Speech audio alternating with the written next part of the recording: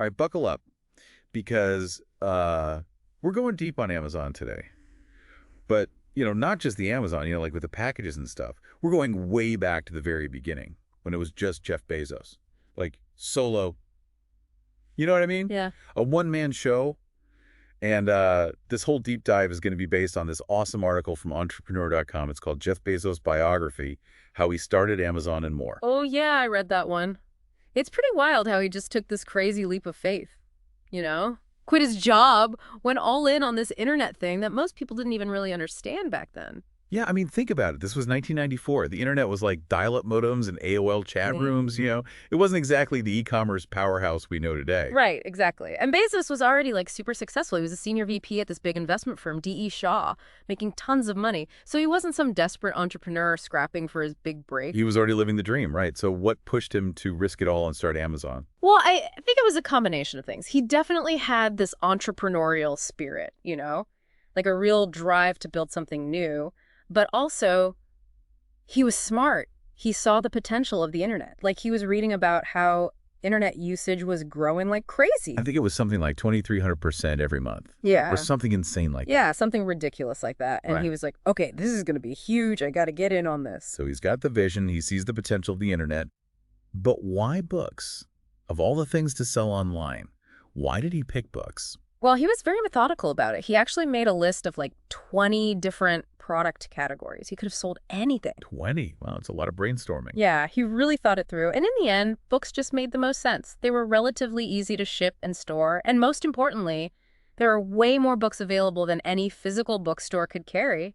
Like, selection was a huge advantage. Okay, I see the logic there. But it's still a pretty risky move. Right. I mean, he could have totally failed, especially starting it all by himself. No partners, no co-founders, just him and his vision. That's true. But that's also where I think one of the big advantages of going solo comes in, Yeah. Like, Bezos had complete control over his company. He didn't have to answer to anyone, no partners to convince, no board meetings to slow him down. He could just move fast. Absolutely right. Exactly.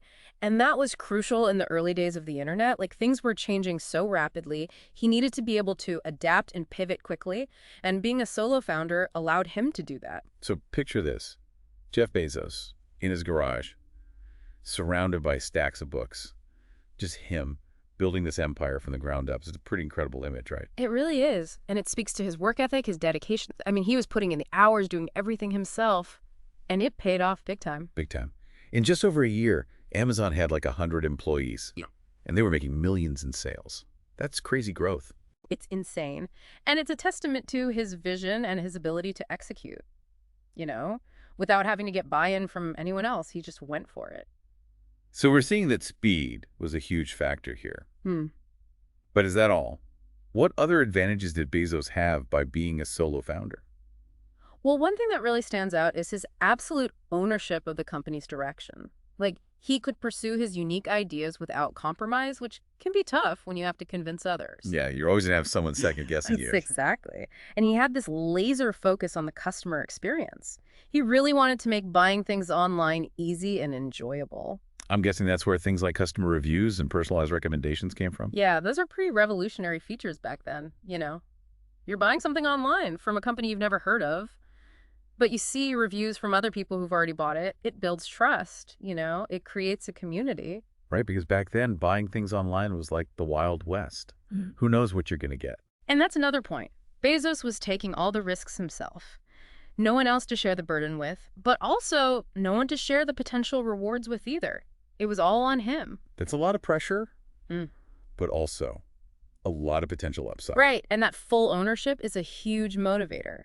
And it allows for a level of risk-taking that might not be possible with a more risk-averse co-founder or investor. Makes sense. So we've established that Bezos had a clear vision, moved quickly, and took big risks, all because he was flying solo. But how did this all play out when the competition started heating up? Well, that's where things get even more interesting. You see, while Bezos was busy building his empire in his garage, the big traditional booksellers like Barnes & Noble, they were kind of stuck in their old ways. Yeah, I remember those days. Yeah. Giant bookstores, comfy chairs. You could spend hours browsing, but I guess they didn't see the internet coming. Right, they were slow to adapt. And Bezos, he was like a speedboat zipping past them. He could make decisions on a dime. No bureaucracy, no board meetings holding him back. Just pure entrepreneurial instinct. Exactly. And that speed, that agility, it was a huge advantage, especially in those early years of e-commerce. So while Barnes& Noble was trying to figure out how to even get online, Bezos was already expanding into new categories. Like music. He saw another opportunity to offer a wider selection than traditional stores. Makes sense.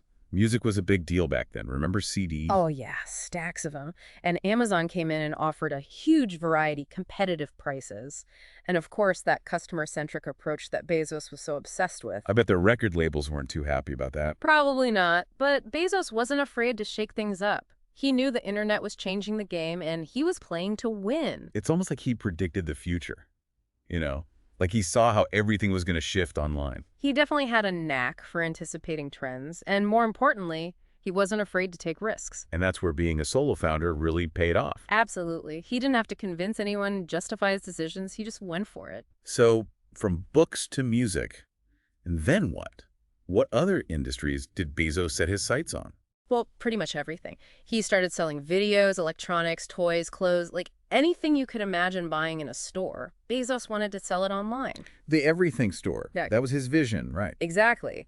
And he pursued it relentlessly, always expanding, always innovating. And I'm guessing that his solo status made that expansion even faster. Definitely. If he had co-founders, they might have had different priorities, different ideas about where to take the company. It could have slowed things down. You're basically saying that going solo gave him the freedom to be a disruptor. Exactly. He was able to challenge the status quo, shake up entire industries, because he wasn't bound by traditional ways of thinking or by the need to get everyone on board. Okay, I'm starting to see the bigger picture here. But even with all these advantages, there had to be some downsides, right? Like, no one can do everything alone, even Jeff Bezos. You're right. There are always trade-offs. And one potential downside of being a solo founder is the lack of diverse perspectives.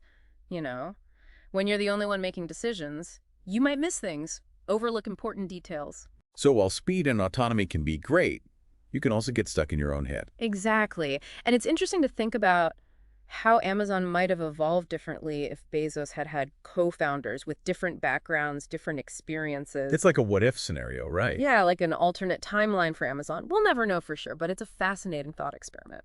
But even without those diverse perspectives, Bezos managed to build something truly remarkable. He did. And it's worth noting that even though he was the sole founder, he wasn't working in complete isolation. He built a talented team around him, people who could execute his vision and bring their own expertise to the table. So he was still a leader, a collaborator, even if he was ultimately calling the shots. Absolutely. And having that final say, that autonomy that came with being a solo founder, allowed him to maintain that speed and decisiveness that was so crucial in those early years. Okay, so we've seen how being a solo founder allowed Bezos to move fast, take risks, and maintain a clear vision. But how did this impact his long-term strategy? Was he just trying to survive the dot-com bubble? Or is he building something bigger, something that would last? Well, if you look at the decisions he made, the investments he prioritized, it's clear that Bezos was playing the long game. He wasn't just focused on short-term profits. He was building a foundation for something that would change the way we live and shop. Like what? Give me an example of a decision that really showcases this long-term thinking. Well, think about Amazon Web Services, or AWS. It started as an internal project, a way for Amazon to manage its own technology infrastructure. But Bezos saw the potential to offer those services to other businesses. Cloud computing. That was a pretty revolutionary idea back then. It was, and it required a massive investment, a huge leap of faith. And a lot of people thought he was crazy. I bet a co-founder, especially one with a more traditional business background, might have been hesitant to go all in on something like that. It's possible, but Bezos, he had that unwavering belief in his vision and the autonomy to pursue it without having to convince anyone else. So AWS was born, Mm. and it ended up becoming this massive, profitable business for Amazon. Exactly. And it's a prime example of how Bezos' solo leadership, his willingness to take risks and invest in the future, paid off in a big way.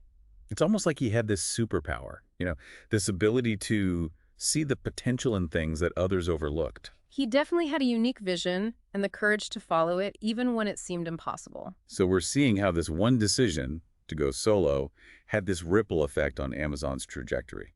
It's pretty amazing when you think about it. It is, and it raises an interesting question. Would Amazon have achieved the same level of success if Bezos had had co-founders? Yeah, would they have been on board with all of his crazy ideas? Would they have slowed him down, made him second guess himself? It's hard to say for sure, but it's definitely something to ponder. Food for thought, right? Yeah, And it makes you wonder about the role of individual leadership in shaping the world we live in. absolutely, because in the end, it was Bezos' vision, his drive, his willingness to take risks that turned Amazon into the behemoth it is today. And that brings us back to the core of this deep dive. Yeah. What were the advantages of going solo? And how did those advantages shape the destiny of Amazon? It's a complex question with no easy answers. But by examining Bezos' journey, we can gain some valuable insights into the power and the challenges of solo entrepreneurship. We've seen how his autonomy enabled him to move quickly and make bold decisions.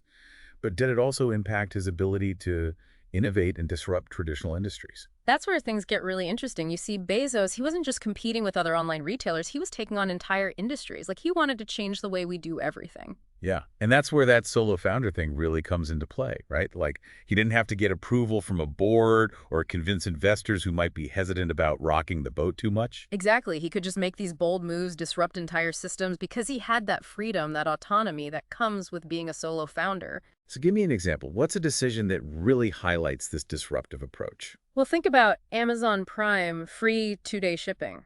It was unheard of back then. Like, completely changed the game. And it probably cost a fortune to implement. Oh, yeah. It was a huge gamble, a massive investment. But Bezos, he believed in it. He understood that convenience was king, and he was willing to bet big on it. And it paid off big time. People love that instant gratification, you know? Like, I want it now. Right. And that's a perfect example of how Bezos' solo leadership, his willingness to take those big swings, paid off. He wasn't afraid to disrupt the status quo. And it's not just Prime. Think about all the other stuff they do. Kindle, Alexa, AWS. Like, they're constantly pushing the boundaries. Always innovating, always experimenting, and I think that's a direct result of Bezos' leadership style. He wasn't afraid to fail. He encouraged his team to take risks, to think outside the box. And that kind of culture, that willingness to embrace failure, that's not something you see in every company, especially not big established ones. Right. It's more common in startups where you're moving fast, trying new things. And that's kind of the environment that Bezos created at Amazon. Even as they grew into this massive corporation, he still maintained that startup mentality. So going solo allowed Bezos to be this disruptive force. But did it also contribute to some of the criticisms that have been leveled at Amazon? That's a good question. And it's definitely a complex issue. There's a lot of debate around Amazon's labor practices, their impact on small businesses, and concerns about their market dominance. Yeah, those are serious issues. And it makes you wonder if things would have been different if Bezos had had co-founders with different perspectives, different values. It's possible. Maybe they would have pushed him to think more about the ethical implications of his decisions, to consider a wider range of stakeholders. But it's also possible that Bezos would have still steered the company in the same direction. You know, he was a pretty strong-willed leader. Yeah. Right. It's hard to say for sure. It's all speculation at this point.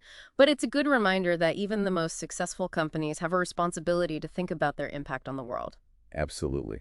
And as we wrap up our deep dive on Jeff Bezos and the origins of Amazon, I think it's important to acknowledge both the incredible innovation that he spearheaded and the challenges that come with such rapid growth and disruption. It's a mixed bag, for sure. But there's no denying that Bezos' journey is a fascinating one, and it offers valuable lessons for anyone who's thinking about starting their own business, about the power of a single idea and the impact that one person can have on the world. It's a story of ambition, risk-taking, and ultimately transformation. And it's a story that's still being written. So next time you order something from Amazon or use Alexa or read a book on your Kindle, think about the journey that led to these innovations and the man who dared to dream big and build something truly extraordinary. It's a reminder that even in the face of overwhelming odds, one person with a clear vision and a relentless drive can change the world. Absolutely. Thanks for taking this deep dive with us. Until next time, keep exploring, keep asking questions, and keep learning.